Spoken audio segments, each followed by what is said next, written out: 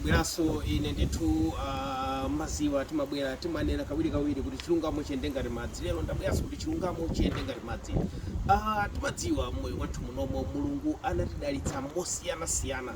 Ena anatidalitsa ndi ana, ena chinankomera Mulunguyo kuti asapereke ana kwa iwowo.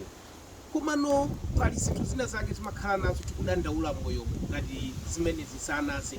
Ndimona ngati kuti mwina nzosafunika kudandaula kwambiri chifukwa kuti masiku ano nyengo zinozo ana ndithu alipo maorphanage ngati munthu utafunitsitsa kuti ukufuna ukhale ndi mwana ndithu ukhoza kupita ku orphanage center kuja ndikukatengako ndithu kumene kuti ukapanga adopt mmodzi kumene kuja kayenda awiri kayenda atatu.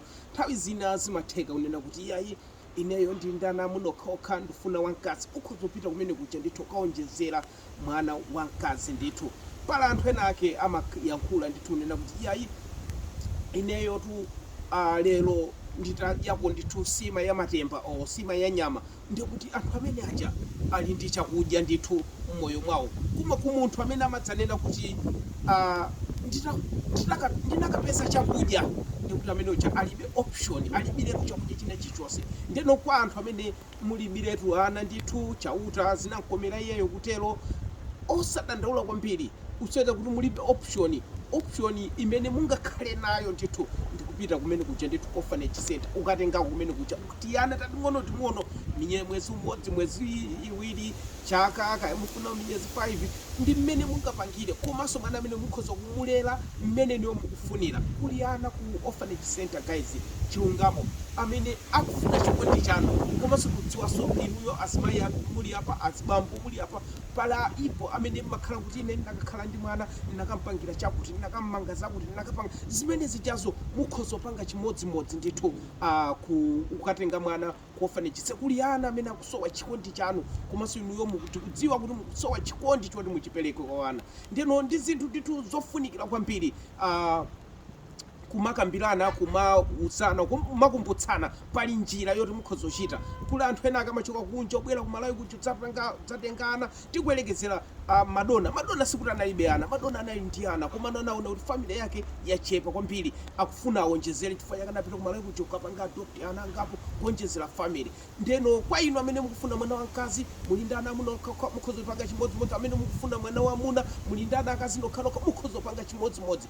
Timanena kawiri kuti mwana kuti akupatseni ulemu, kuti mwana asadzathawe pakhomo ndi mmene mukumulelera. Ngati mukuonetsa chikondi kwambiri pa mwana, mwana amene ujayo ndi wanu. Olo anthu atamunamiza bwanji, mwana iwe anachitokutola, mwana iwe anachitopanga, ngati inuyo muli ndi chikondi choyenerera pa mwana amene ujayo mukumupangira zimene amafunika ku skulu, mumapita ukamuona, umupatsira izi, umuponyera izi, kutere chacha, osapumphutha mwana mkuti koma muzinguti lero mwapumphutha ngati mpira, mawa mwathapa ngati nguli, tsiku linali mwapanga zakuti kumponda paliwompo, kumponda kafulukutu. Mwana amene ujayo definitely adzakuthawani musanafike pa level imene mukufuna kuti mwana uja afike. Mwana amafika kumuonetsera chikondi ngati kholo lenileni.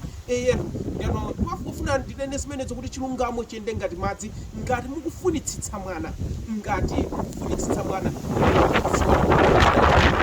orphanage center ukanyamulako awiri ata mmodzi mmene mungafunire, mmene mufunira bwanji matukambirana tamunanu, kambirana takazi anu kuti ifeyo bwanji mmene tililimo chauta anatipanga chonchi, bwanji ifeyo tikapite tikapemphe ku orphanage kumene kuja ndithu kuli ana osiyanasiyana. Ena opa oti makolo awo anangotisiya, ena oti makolo awo ali pamene sangakwanitse, ena oti pali zambirimbiri zifukwa kumene kuja ndithu. Ndeno iyayi mwana wanzako ngwako yemwe ukachenjera manja udya naye. Awo ndi malangizo chabe. Zikomo kwambiri chifukwa muonera kumano ndinaona kuti ndi chinthu chasiyana kuti chilungamo chiyende ngati madzi. Ngati mukufunitsitsa mwana, ana alipo ambirimbiri kulikonse dziko lililonse limene muli, siku Malawi kokha, siku John kokha, siku UK kokha, kulikonse limene muli mukhoza kupanga ndithu adopt mwana.